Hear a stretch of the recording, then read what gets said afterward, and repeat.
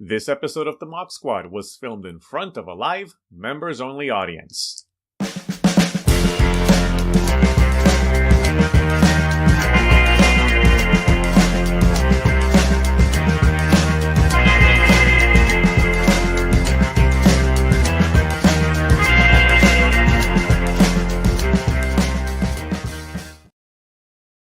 Well, greetings, Rob. It's always good to see you, and especially coming off the heels of actually breaking bread or breaking Bull Run Pizza with Breaking you. Bull Run Pizza. Yeah, we had a blast. That night turned out to be like all of a sudden the vibe around that space. And then the gang of Vespa motorcycles, skeleton people showed up. It was so surreal. It was, and meeting your son Felix, he's what a great kid he is. Oh, I mean, so smart, knows so much about movies. I mean, I don't want to say like, well, I saw myself in him when I was 14, but there was definitely a little bit of that. I mean, it was what an engaged kid. You've done well, sir. Oh, well, thank you so much. That was so much fun. And then, it was great to have, you got to meet my biological sister, who I didn't meet until I was 29 years old. I didn't even know she existed. And she's Right. my 100% biological sister. And we met her son, Zach. Then my friend, Clark Von Trotha, who I went, to high school with, grew up with. And he's there because he lives in Portland. And then we got to go to his house later and go down to his ultimate man cave and hear some Dolby Atmos music. Man. I mean, on his insanely expensive system. I mean, it was a great time. Yeah, we had a great time hosting you here in Portland, and it was great to see you, and glad we were able to make the time to connect. So it was a lot of fun. So good.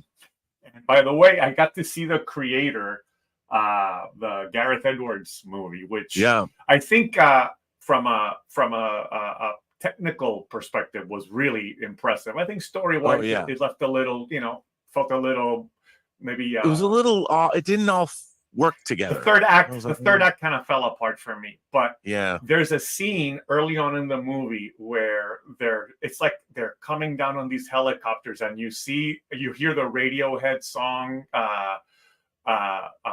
"Everything in the Right Place." Right. And I was thinking, man, that would be something I want to listen to in Clark's setup, just to see that scene with those speakers that he had and stuff. It must be amazing. Amazing. Although, like everyone else, I'm like, dude, crank it up louder. I know. Anyway, welcome everybody. Sorry, Rob and I are kind of chatting a little inside baseball here, but as you could probably surmise, Rob and I got to get together last weekend here in Portland, and we had a really fun time. Rob even made it to a theremin concert that evening. That was crazy. I mean, Clark was insisting. He's like, no, we got to go see this.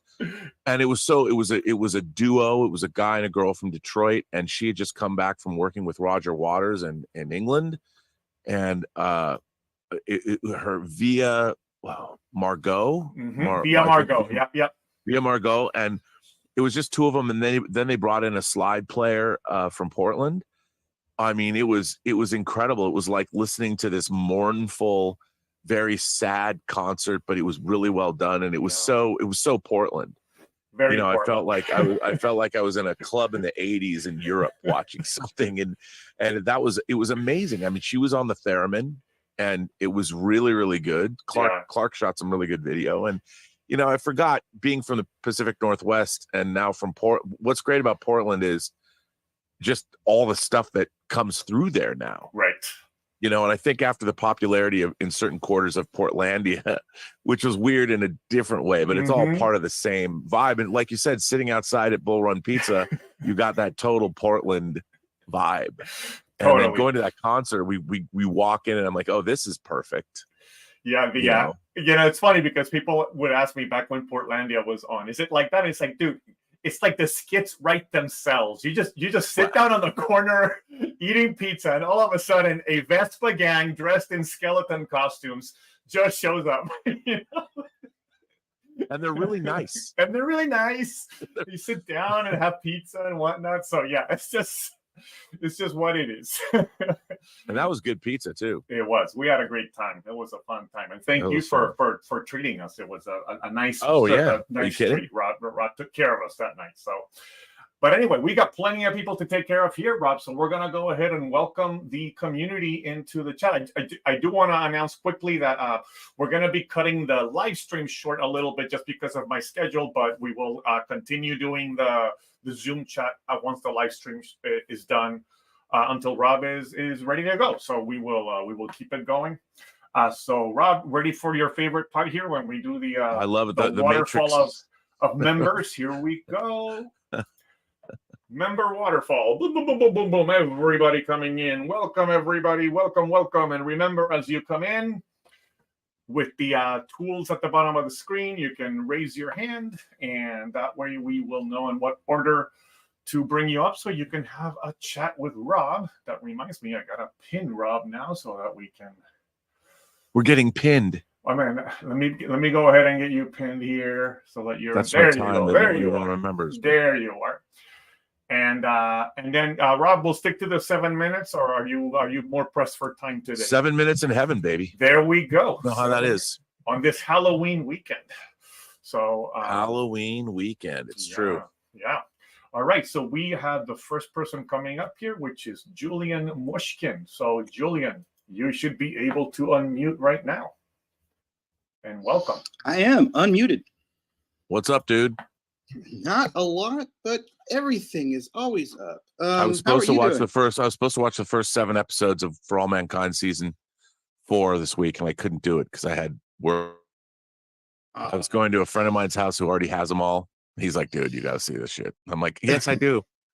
Yes, I do. RM and I are doing our I know. I was watching real quick. Yeah, and we got one more season to go, and then we're ready to go for season 4. Man, I'm so excited. Last weekend, my wife and I we went to the San Diego Air and Space Museum. They have every year they do their International Air and Space Hall of Fame. Ooh. And we had to go this year because Mr. William Shatner was one of the inductees. Wow. Was he there? Yes, he was there. It was very cash. Well, everybody was sporting, ties and jackets and all that kind of stuff. And he was in this leather jacket with a comfy shirt, comfy pants, and some loafers. Yeah, he's got no fucks to give. Yeah. I walked right past the table he was sitting at. I was looking for the bar. Didn't even notice him. I came back. God bless. God bless him. Oh, man. Oh, I forgot to turn on my camera here. So we had a chance to kind of like lean in and say congratulations and for everything he's done and for getting the honor. And so that was kind of nice, but we didn't want to bother him too much. He was eating hors d'oeuvres and he was a little some people tried to get pictures later on with him, and he was a little standoffish on that. He wasn't too crazy about that. Yeah, he doesn't. That's not. I mean, look, for him, it's a business. Yeah, he gets paid. You want to take a picture and get you pay me for that, and I understand. Yeah. I mean, he's going to do everything he can. He goes like every weekend. He's doing something. He's going to spend God willing, he'll stick around for a while. I'd love to see him get to 100. Yeah. Wow. I'd love to see him get to 100. Yeah. There was a lady and her mom who were sitting at the table right next to us, and her mom's 81, and they were there specifically to see Shatner. And they went over because her mom just loves Shatner, and they went over and got a picture, and she started to put her arm around it, and he's like, "Please don't touch me." Yeah. But they came back and told us what happened. I was like, well, yeah, but I'm glad you got your picture. That was kind of cool. Well, also he has to think about health. I mean, when you're in your 90s, you have to think about with COVID and different variants and all kinds of stuff. You have to be very careful about that, and I think that's something people don't always think about. Yeah, when he got up there, he kind of told a little story about, all these. He goes, I get invited to all these places and all these events, and I have to sit and think about, is it one that I really want to take the time to do? But he said, but it was the Air and Space Museum, so I had to do it. Yeah. So. But the other thing I wanted to mention that. But the other thing I wanted to say was I was watching the last observations, and you were talking about you know, the filmmakers coming out of Italy and out of France and out of Japan, you know, in that particular period, you know, late 50s and the 60s and stuff like that. And I was thinking about that, and I was thinking, what do they all have in common? What is common about that? And World it War occurred II. to me, yes, exactly.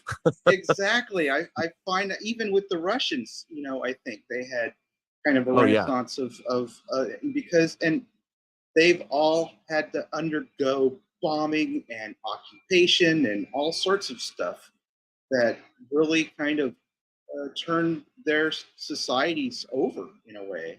Right. That is something that America did not experience in that manner. No, So, and you see that now more than ever today. I mean, you know, obviously I've been getting hammered for my stance, my staunch, unwavering stance when it comes to Israel. And it's been really interesting seeing people who have the luxury of supporting causes because they live in a world that has kept them safe and away from the realities of what goes on. And I think that, yeah, and that, but again, it was, I think I think America has shown that we, between our political situation here and our student situation, we are a very immature, our level of infantilization and immaturity. And I've been shocked by it over the past 3 weeks, I have to say. But I think you're absolutely right. When it comes to there's when you have war-weary populations who are trying to understand what does it all mean? You know, where are we at as a people? You saw a lot of really interesting stuff. I mean, even if you watch, like I talk about Antonioni's Ennui trilogy that was made in, you know, not starting in like what, 1960. It's amazing. 15 years after the end of World War II, you can see, you know, when they're talking about the ennui of the modern age. You know, in those movies, like I've told people, you know, I made some crack. Somebody said, there's a comment on that show last night where somebody said, oh, well, maybe it's just because we don't need boring, long takes. And I'm like, that's exactly what I'm talking about. It's like you want something to be the way you think it should be, as opposed to looking at something the way it is. And, you know, all these people, it's wild that we now live in a world where everybody thinks the world should service them, as opposed to them going out into the world and finding out. And I think we're all going to have a reckoning. I think we're seeing the beginning of what could be a very, call it a wake-up call for especially the West. I thought we've had those many times, but one could hope that perhaps when these areas of conflict that we have right now eventually see some sort of peace, that perhaps we'll have some amazing storytellers emerge out of those places. Well, yeah, I mean, unfortunately, I think that this kind of conflict will do it. Always is good for introspection and the stories that are told. You know, but you have to have people that realize what's gone wrong, you know, and they have to be, you have to have people that are introspective. And I think now I don't know if we have the level of intellect that we need. So, Julian, thank you so much for joining us. Always good to see you, Julian. Good to see you. And hey, speaking of Israel, Alon is here. Let's go ahead and welcome Alon into the chat. Welcome, Alon. You should be able to unmute now, my friend. Hope you're doing well. How you doing, man? Hi, shalom. Shalom. How's it going? I'm doing fine. Yeah. I gotta say, there's like those past couple of weeks have been like a roller coaster of emotions. Like it gets rough. And then it gets better. But I gotta say that, like, seeing your undying support and like the really, like, seeing your support really helps. I know it's been rough on me, going on social media, being on Twitter, is insane nowadays. So I wanted to thank you for that. Oh, well, look, I mean, I've been shocked, to be honest. You know, it's really shocking when you see all of this insincere performance activism by people that have never really considered the question until it became relevant on social media. And I've been, honestly, you know, I've always said that I'm a civilizationist, and what happened to Israel on October 7th, you know, is my greatest fear realized. And to know that, you know, we're one step away from something like that happening, and then everybody seems to gloss over it, is just shocking to me. I've been absolutely, I guess it's not surprised me ultimately, but it's been shocking. And when it comes out just what happened, and you read the accounts and things, and then everyone trying to, I've just been disgusted by the whole thing. And, you know, to be honest, I've been to Israel. I was invited to Israel. You know, I spoke at the Tel Aviv, the Cinematheque. I don't know, it was part of the University of Tel Aviv, and there was that photograph where they went into that lecture hall and put up all the pictures of all the people that were lost on October 7th that filled up the entire lecture hall.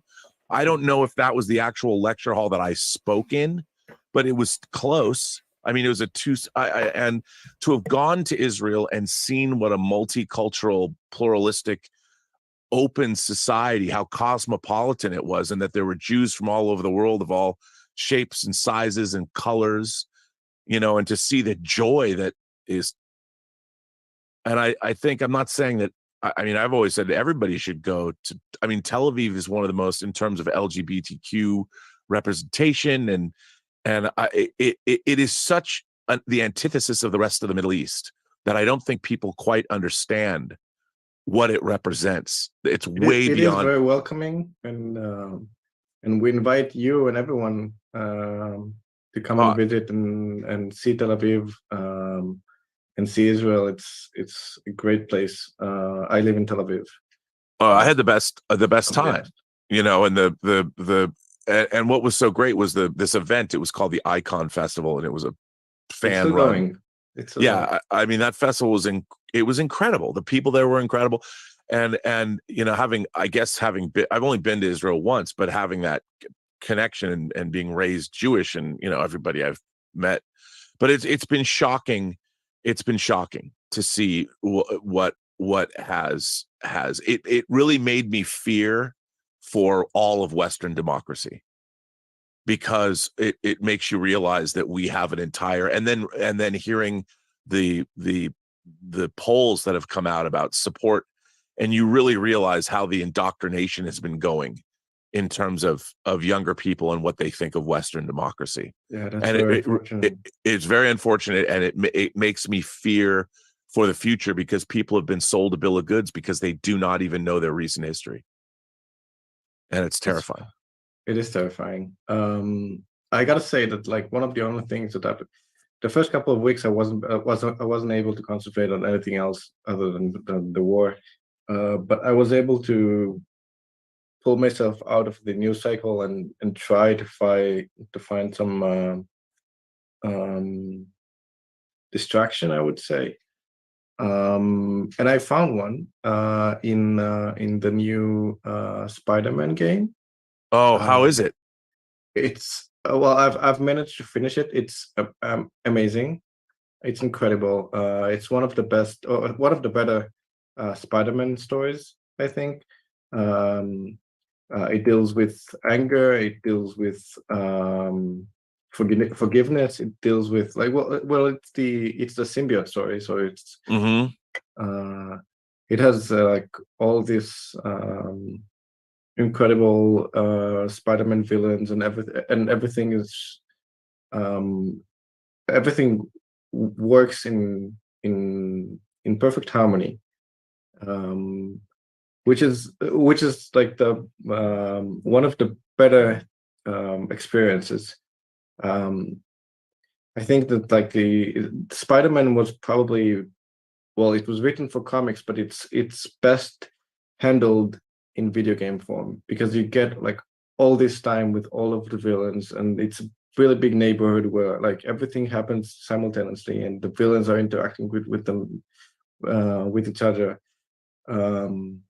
And I would say that like the very nature of Spider-Man is swinging around and fighting, and it's probably the recipe for a perfect video game. Right. Unlike, I don't know, Iron Man, which can be fun, but like I think Spider-Man is like when you're immersed in it, it's incredible. Have you played Baldur's Gate 3?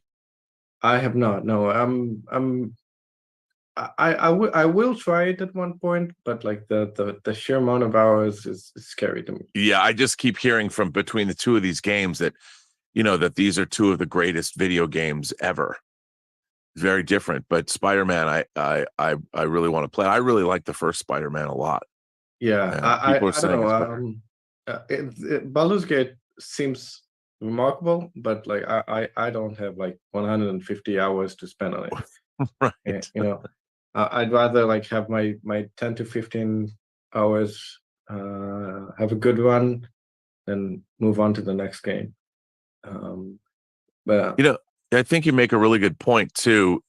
You know, it's really strange to think about the juxtaposition of things that we have in the real world. Like everyone's always talking about, like, you know, Rob, or people have gotten mad at me. They're like, "You'll stay in your lane. Just talk about movies and TV." And I'm like, how does what kind of human being only thinks about movies and television? It's such a weird idea. Like people who are telling me that I shouldn't talk about politics.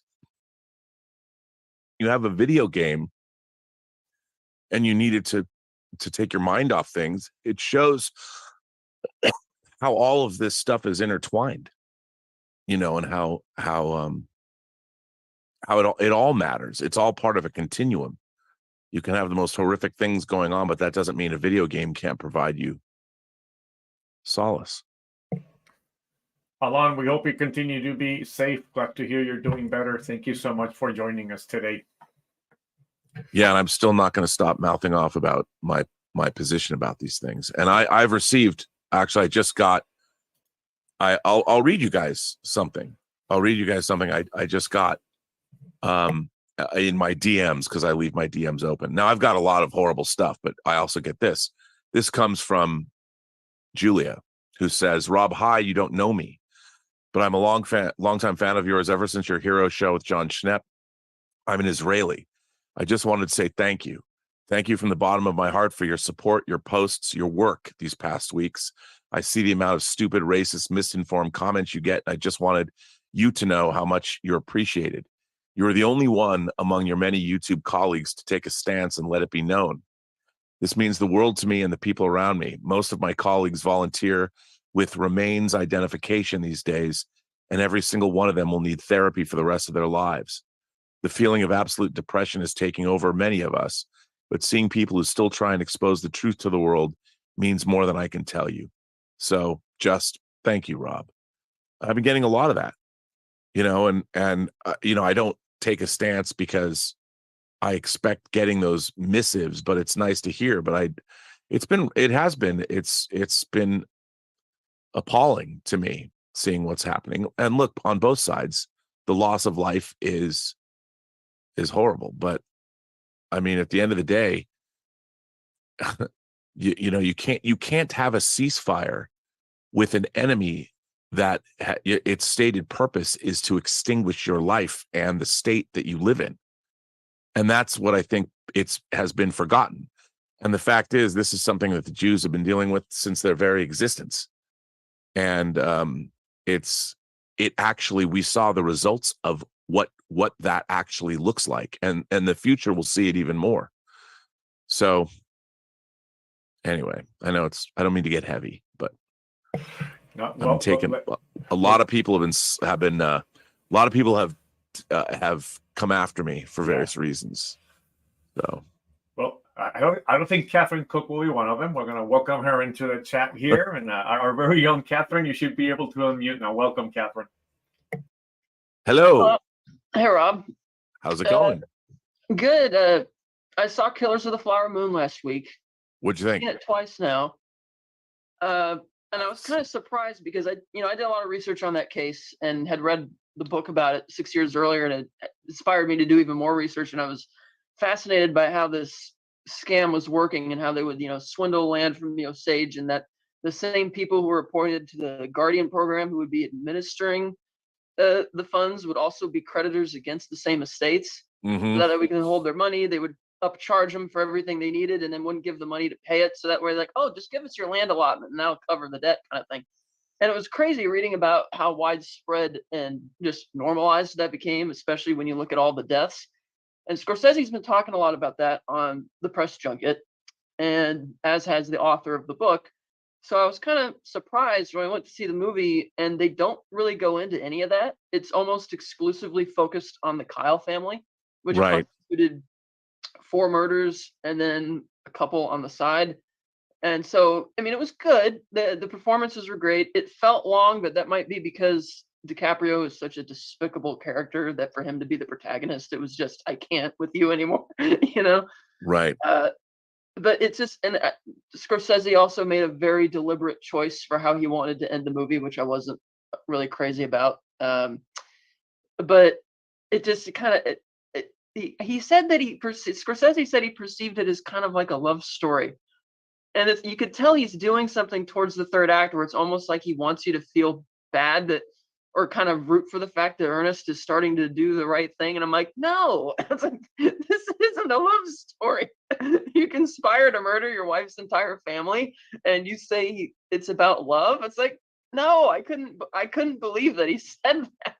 And he said it in multiple interviews, but it's still well made. I wish more of it was told. I thought Lily Gladstone did a great job, but yeah, I was just surprised that I thought the movie would detail a lot more of how that conspiracy was working, but it, mostly just focused on those characters. I'd say it's probably Robert De Niro's best performance in a long time. Yeah. See, I haven't seen it yet. I was going to go see it tomorrow. But I was reading up about the case too. And like you said, well, the case, that whole era. And when you find out, just like you said, it's in, I was like, that happened. You can't, I'm actually disappointed to hear that none of that is really dealt with, because that has a lot to say about what's going on now. That kind of, I mean, to me, people can criticize capitalism all they want, but when capitalism works, I think it works, but it's the perversion of capitalism that, like everything else, when we give into our baser natures, that it doesn't work. And seeing how it reminded me when I was reading about what was going on, and not so much like the subprime mortgage crisis, but banks colluding and knowingly going into things and just swindling people and perpetrating this, and it never goes anywhere good. So, but yeah, I'm kind of disappointed. That's what I've heard from people. I'm like, for a 3.5-hour movie, you couldn't have worked this into the story. Yeah, because at times it gets a little repetitive, and then when the FBI finally shows up, it's almost like you're starting a whole new movie of them having to investigate. And they don't really mention the fact that the only reason the FBI was there wasn't because they cared about solving it for the sake of saving the people, but because J. Edgar Hoover was trying to make a name for himself with the FBI and needed a big case to solve. And he's like, you go solve this and do whatever you can to get this thing solved.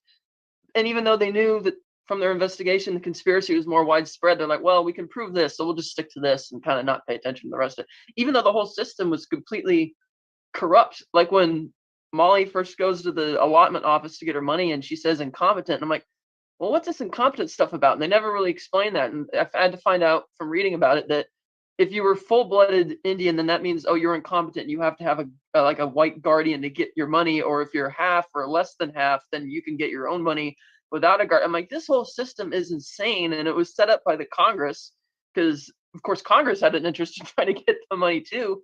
But when you read about how they were just fine, oh yeah, you could be a minister of the estate, you can be a creditor against the estate. Oh, look at all these deaths. Oh, that's not suspicious. And it was. And, again, they allude to it and the tribal chiefs are talking about it, but the movie's just so zeroed in on that one family. And yeah, it's a good story about the family and good performances and well done. But when you're right, when you push a movie without trailers and credits, the movie itself is 3 hours 22 minutes, and it's just, I'm like, come on, you could have fit in some more, because I feel I learned more about it watching some of Scorsese's interviews from the press junket than watching the movie. Yeah, and also hearing from some of the Osage themselves, and the trauma that they're feeling watching the film. And it's graphic. I think you like it though. It's still a good movie. I gave it a 4 out of 5. Yeah, I mean, I can't wait to see it. Obviously, I'll watch anything he makes. I mean, I'm a big fan of even Silence. I thought Silence was that's one of my favorite Scorsese films ever. I thought that was an excellent film. I couldn't believe it took him like 27 years or whatever to get a $30 million budget for that movie. Yeah, and I think it would have made its money back, but it was very undermarketed and only got limited release. Yeah, no, because that's, again, it's our civilization is being so infantilized that people don't even know what they don't know. So and we're going to get more and more of that. Yeah, the movies that we're getting in theaters now, and the economics behind it all, and it's too bad. But maybe things will come around. Yeah. But did you buy any new physical media you liked? I just pre-ordered the Arrow 4K of Tremors 2 to go with my first one. Yes, great movie. And then a couple other steelbooks, not as much lately. I know there's a lot that's been coming out over these last couple months. I got the Wicker Man 4K steelbook as my latest pickup. That disc is great. Transfer. It's really great. Yeah. Yeah, no, we're in an embarrassment of riches. I don't know how long it's going to last, but it's certainly right. Because I worry about the fact that players, I got one 4K player from Sony that doesn't work very well. Player that's in my PS5, which works wonderful. Never had a problem with it. And I have the 4K player inside my Xbox Series X that I haven't tested yet. Yeah, but I know that's usually dependent on a really shoddy Blu-ray app, so I don't have much faith in that one. But at least I got 3 different options. Yeah, I mean, I feel like I should buy. There's some high-end players like $1,500 to $3,000. I feel like I should get the money somehow and buy them and put them away, and just have them in case the day comes when I'll need them. But yeah, good to see you, Catherine. We got Tom Jr. Jackson coming on up next. Welcome. What's Tom. up, buddy? You should be able to unmute. Hey, Rob. How are you? I'm good. How are you? So was somebody giving you guff last night? You said yes. Like someone went in the chat and they were putting something about the director of The Godfather and something about The Hills Have Eyes had something to do with a pedophile. Yeah, but because Francis Ford Coppola is supporting Victor Salva for Jeepers Creepers, but Victor Salva went to jail. He served his time, Right, and I'm like, don't troll the chat like that. I'm not trolling it. I'm like, no, you can't do that. You can't be posting things like that in the chat, because then that just starts trouble. Yeah. So. Yeah. No, I adore Rob, and Rob doesn't mind me writing. I'm like, yes, Rob would mind you writing stuff about pedophiles like that. Yes. Well, it's not the place for it. We're talking about movies and stuff, and it's plus. I mean, then you get into a conversation. Victor Salva was arrested, went to jail, and served his time. So he paid his debt to society, and you can brand somebody. I mean, I'm sure they look at people for what they did. Yeah, I mean, he's a sex offender or whatever, and he will be for the rest of his life. But he did go to jail, and he did serve his time under our justice system. So it's like, okay, you can bring that up all you want, but he did go to jail. He was given the justice that our justice system meets out. And I think when you do that, it's the whole idea that a felon can't vote.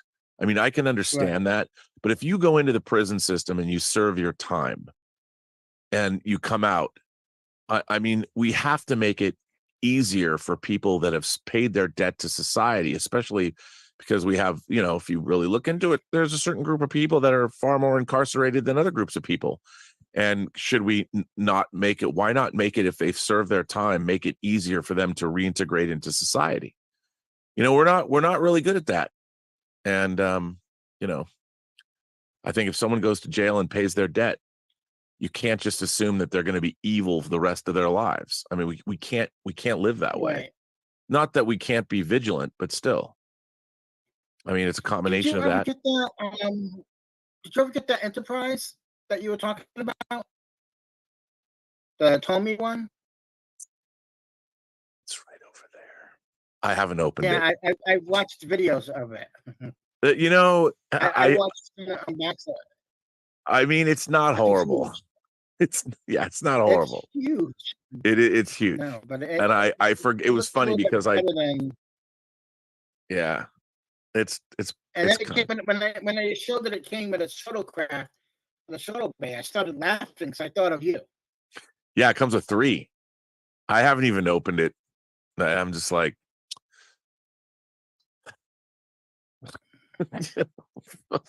I'll open it one day. Who unboxed it said that the what do you call it? The round part.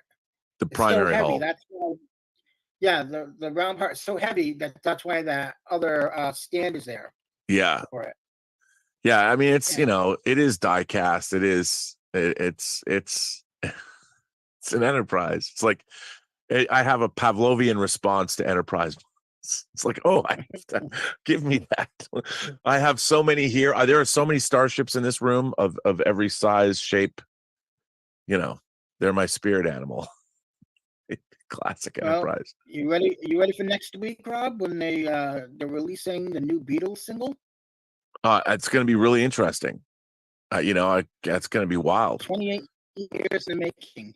I'm sure we're going to have to suffer through all the op-ed pieces about why the Beatles aren't that good. Yeah, they're not that good. Who cares about the Beatles? Well, yeah, you got McCartney on the new Rolling Stones album. Yeah, I know, dude. I'm all about this though. Come on, that's what I'm talking about. You can't really see it. The super deluxe Prince's Diamonds and Pearls that has 50 unreleased vault tracks. Oh, he's got enough tracks in the vault to last till the next century, I believe. I don't know if he'd dig it. I mean, I'm of a mind, you know, being such a fanatical Prince fan. I mean, there's a Blu-ray in here of concert stuff. It's amazing. I've heard, I haven't even cracked this open yet because it just came out. It came in yesterday. But yeah, I mean, we're getting.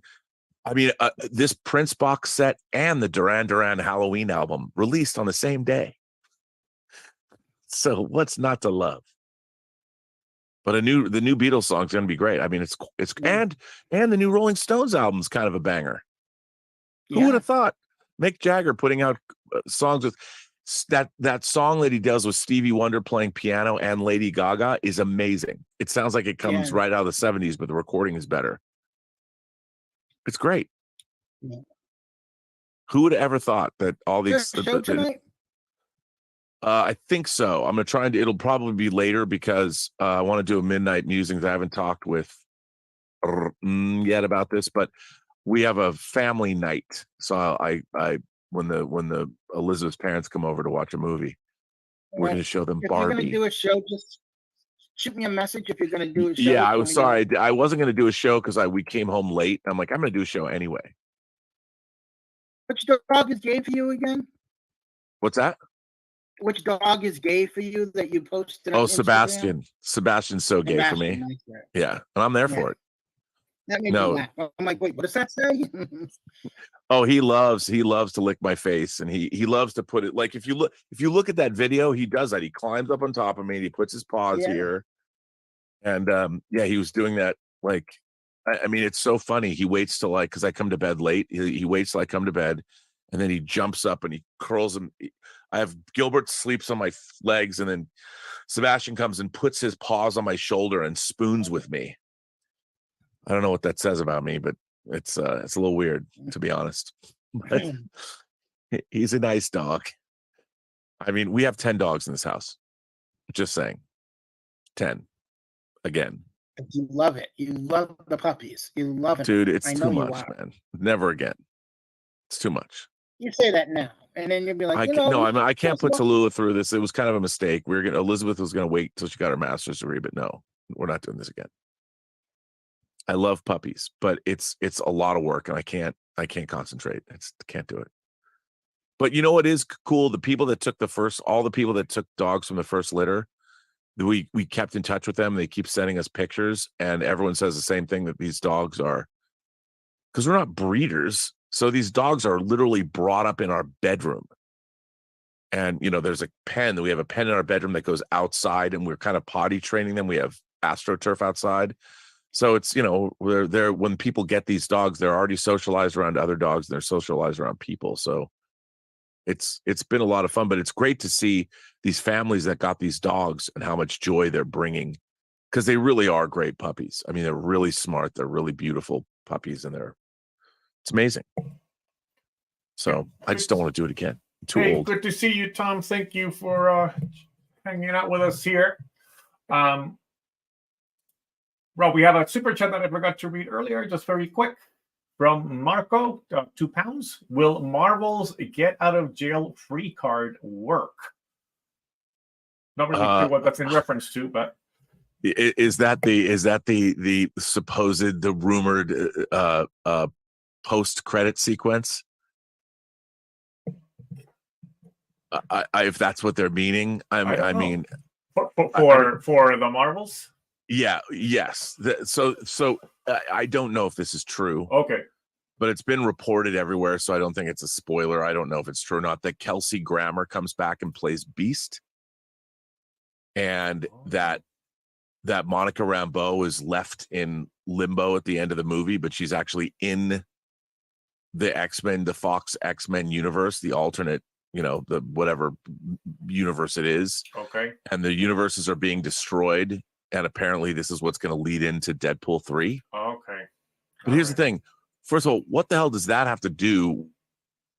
Should be the beginning of a movie that I'd rather see than the Marvels. But I've looked at these trailers, and I still don't know, why should I watch this movie, other than the fact that these three women are changing places. There's nothing so there's a generic villain that's destroying. It's a superhero movie, so there's going to be a generic villain destroying something. But what is the intellectual reason for me to watch Marvels? Yeah. Like, you think about, okay, in Civil War, Tony Stark and Steve Rogers have a fundamental philosophical difference. And in the comics, it was really interesting. Whose side are you on? In Winter Soldier, you have the idea that Hydra has infiltrated S.H.I.E.L.D. and has the whole time. Interesting. Yeah. That's what's going to happen. But with Marvels, I still don't know, other than the fact that they're exchanging powers, why should I watch this movie? What am I as an audience member going to get out of it? And I never felt that way. I mean, obviously it's a superhero film, but what am I getting out of it? Mm-hmm. And I really don't know. I'm watching the trailers. What they keep trying to do is show me things from like other movies that make me interested. In this last TV spot, they're showing clips from Infinity War and Endgame. And remember when you loved the Marvel Cinematic Universe? Here's a character that might remind you of those days, but she's in a new lame movie. I mean, it's such a weird thing. And they're talking about how, I mean, you're coming off $1 billion franchise film. And I'm like, what's the movie about? Like, I don't need to see a Captain Marvel movie that has, I like Monica Rambeau. I would have rather seen her being Captain Marvel. But I want to see a movie that's about Captain Marvel, about something that she's going through that's going to make me enjoy her. Or what is it about her character? She's supposed to be a foundational member of the MCU now, and yet we know nothing about her really as a character. What are the ramifications of her coming back from what happened in Infinity War and Endgame? She had 5 years policing the galaxy, trying to put the parts together. She came from, she was part of the Kree, and like, what are the ramifications of any of that for her? Why didn't they tell us a story that was I mean, hey, look, to be fair, maybe we'll get some of that in the movie. I shouldn't rip on it. Haven't seen it. But it certainly doesn't, they certainly haven't stressed those attributes because they're probably not there, let's be honest. But I'm just like, how do you make a movie about a character that is what happens when a character that's this powerful has to deal with the fact that they didn't stop Thanos and the galaxy was falling apart and she was out there basically single-handedly trying to do something. And I would love to have used her as the ramifications of that. And there are still people that are trying to capitalize on the fact that galaxy's a mess. Yeah. And what is her obligation? She's one woman. I would love to have seen anything like that from this movie. And that, I guess, we're not getting. We got a Ronan the Accuser, but part 2, who's, I don't know. Yeah, and I don't know if any of the stuff that's happening in Loki right now is supposed to be connected to this, but I mean, I've seen so many people praising Loki, and I'm kind of lost and a little bit bored by what's going on. I don't know. I did like this last episode. You did? Though. Okay, so maybe I'm just having trouble kind of following things along.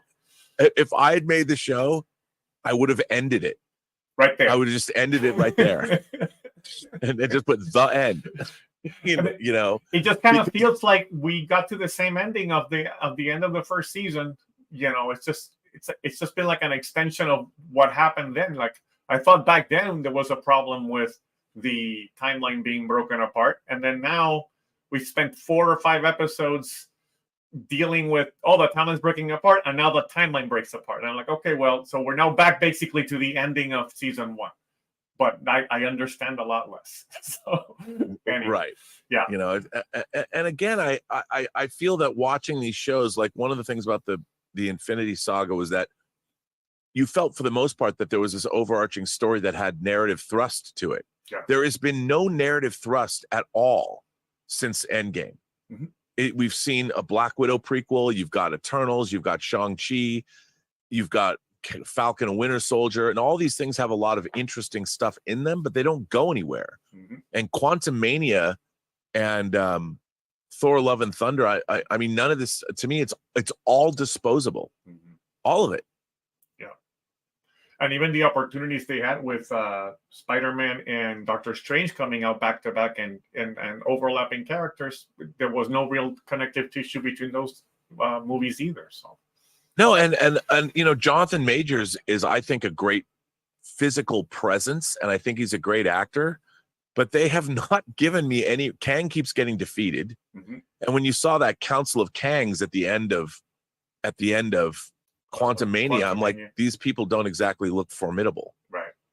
I want to see a villain with a philosophy that is dangerous and unstoppable. Yeah. And we should be able to get that. And I will say this though. In episode 4, when Victor Timely walks out with that part of the machine and what happens to him, I was like, that was pretty funny. I was like, I didn't expect that. Yeah. That was kind of, I'm like, oh, well, okay. Yeah. So, but once again, a Kang variant or whatever is defeated. Yeah. They just keep undermining Kang as a villain. Right. And I've always liked Kang as a villain. And I think they have a great actor playing him. Who knows what's going to happen to him though. Yeah. It's just weird. Let's bring in Stubble. Stubble, welcome. How are you doing, my friend? Well, I'm doing good. How are you doing? I like your letter. Yeah. That I read. It was a good letter. Which one I wrote to? I don't. Which do you mean? The one that I read last night. I read both of yours. I'm trying to think of which was the one that. Go on about putting the characters through the ringer. Oh yes, that's a great point, and that's what I mean about Captain Marvel. I mean, the only putting characters through the ringer is what storytelling is all about. Yeah, you peel away all the mask of civility, and you see what the characters really made of. Yeah. So, anyway, we're supposed to talk about stuff, right? Yes. Yes. Say whatever you want. I checked out this 1971 documentary on Apple Plus. It's about the role of music in the society in 1971, and I won't go into it in detail. But I was, the Club 27, the artist who passed away at 27. I never realized that Jimi Hendrix and Jim Morrison and Janis Joplin died at like months between each other. Yeah. So that was like half a year where 3 fundamental, icons for the youth just passed away through drug addiction. So I never thought about how it would have been to live through those times, Yeah. Yeah. Especially if you, I mean, they weren't just rock and roll stars. They represented a whole cultural, revolution. They just happened to be rock and rollers, but there were other people as well, whether it was writers or philosophers or leaders of state, and whether they were dying of drug abuse or dying of assassination. Right. It was a crazy time. Yeah. I'm fascinated by this project you have with the audio drama. Well, I should tell you that so we've recorded the proof of concept, and I was working with my audio engineer yesterday on it. So I did the dialogue edit. It's just the proof of concept is just an example of what it is that we're doing. So it's just a snippet of a story, but and then we're going to crowdfund it, because to be honest, I have no idea how much this is going to cost. I think, just as an example, to do it the way I want to do it and to make it like 3 or 4 hours long per book, I would imagine it's probably going to cost $100,000. People would say, well, how can it be that expensive? Well, it's audio engineering. You're literally building an entire, a world. And it's a lot of, and we got, the music is really good. The music I've been using on the last few observations, that's an original composition by our composer for the theme of our main character. Yeah, and 3 or 4 hours means there's quite a bit of adaptation, I suppose. Yes. So Max Allan Collins, who's adapting his novels, and we're going to do we're doing what we call the Frank Nitti trilogy. Right. And it's really, so I mean, he has to be paid, obviously, to do it. And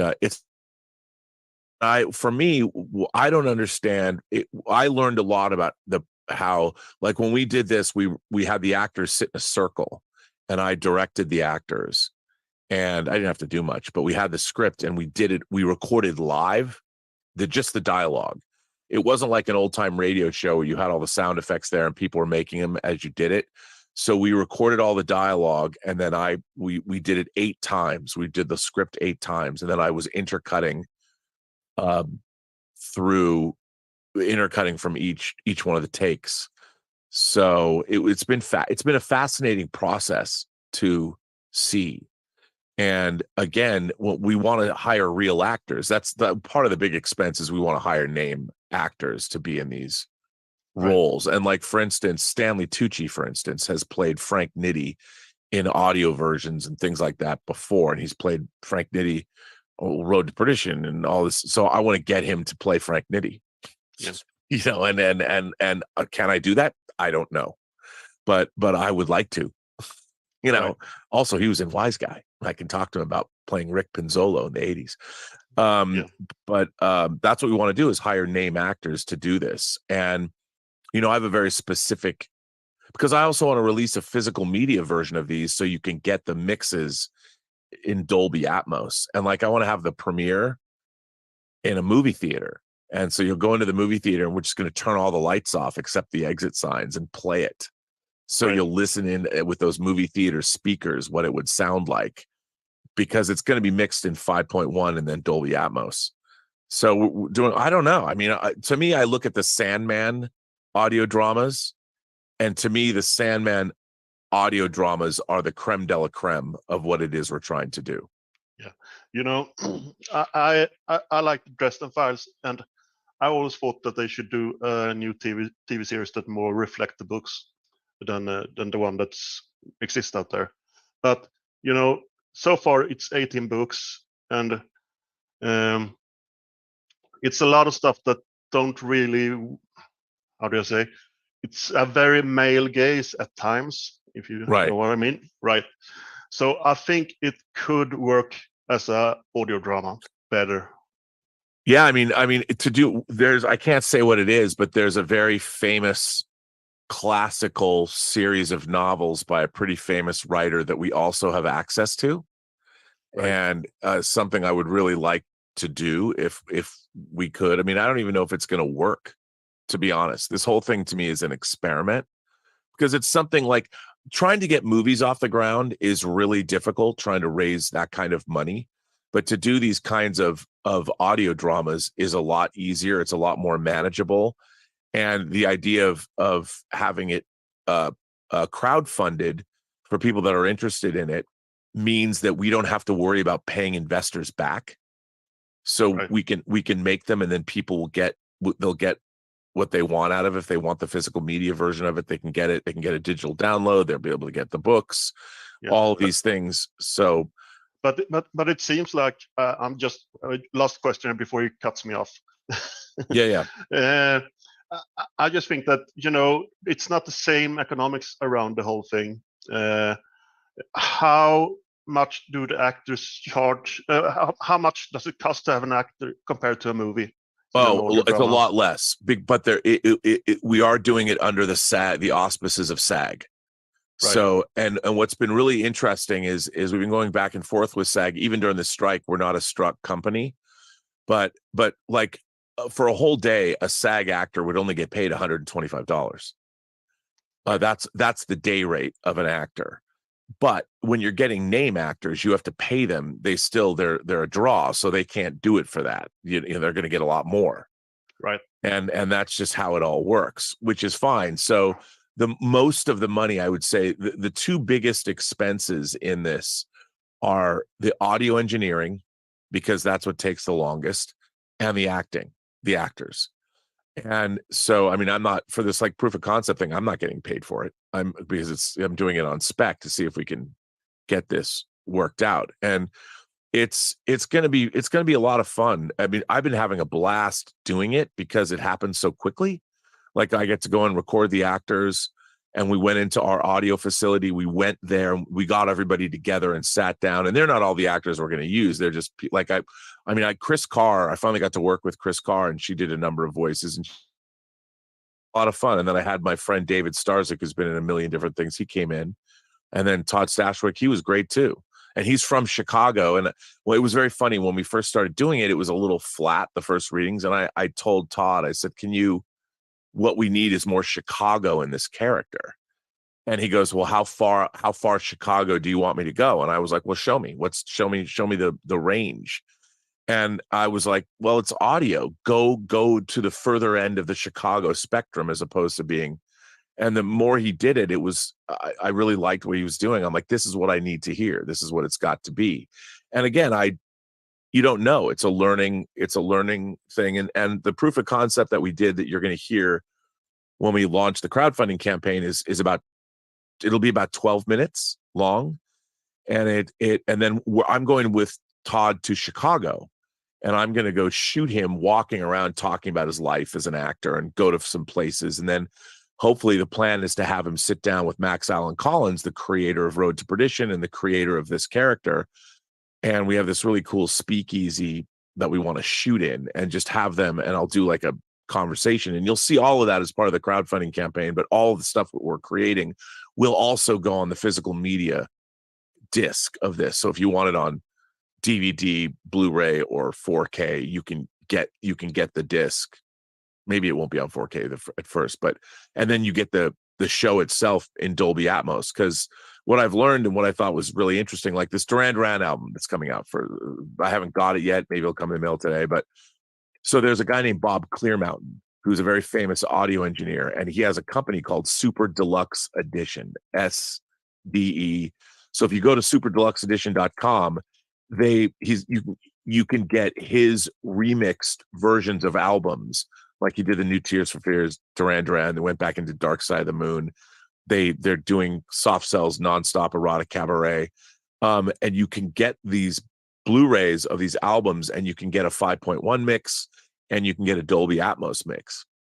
And so I was looking at that going, well, that's what I want to do. I want to make these audio dramas in those formats. So if you have a home theater system, it's like that theater of the mind, and we're going to go all out and it doesn't have to, it doesn't break the bank. But if there's no interest, then we won't do it. So right now we're doing all this proof of concept and setting all this up, and we'll see what we get. But Alex Bornstein, when he came back with that Nathan Heller theme, so if you the last couple of observations, that music is an original composition, and he brought in, what he does is obviously works on the computer, but then he brings real players in. So you'll hear a real trumpet player and a real alto sax player on that track. So when I heard it, he gave it to me and I was able to play it for the actors before we recorded. I go, listen to this. And he sent some other pieces of music. So it's going to have its own music score as well, an original score, which will also be part of the package that people will get. Anybody that wants to help in the crowdfunding campaign of this whole thing. And also it's wild because I don't know, again, I have no idea how much time this all takes. Like, I'm going in on Tuesday, my audio engineers have the audio cut. So I'm going to go in on Tuesday and we're going to literally sit down and start building the audio world that we're hearing in full surround. And it's pretty neat. Like, I'm having a ball doing it. So if it amounts to nothing, well, I've had fun, so we'll see. And working with Max Allen Collins and it's been great.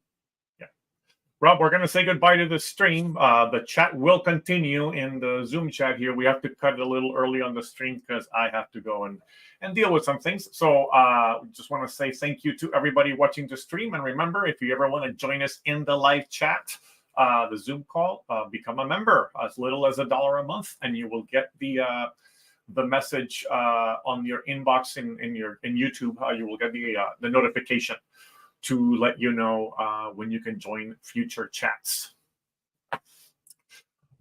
Anything else, Rob, before we say goodbye to No, was there any other super chats or anything? There was actually a question from Bill Barkley asking, any chance of asking you if you've seen the Jennifer Lawrence movie No Hard Feelings? I did. I finally caught up with it. I thought it was funny as hell. Mm-hmm. I enjoyed it. Elizabeth liked it too. So it was fun. I also watched the Bill Burr movie, which I was less impressed by. Oh yeah, that one I haven't seen. I saw the trailer for it, but yeah, it's all over the place. Okay. All right. It was a diversion. Yeah. And he directed it. Right. All right. Well, we're going to say goodbye to our friends on the stream, but those of you who are still on the Zoom call, the chat continues. So thanks, everybody, and we will see you later.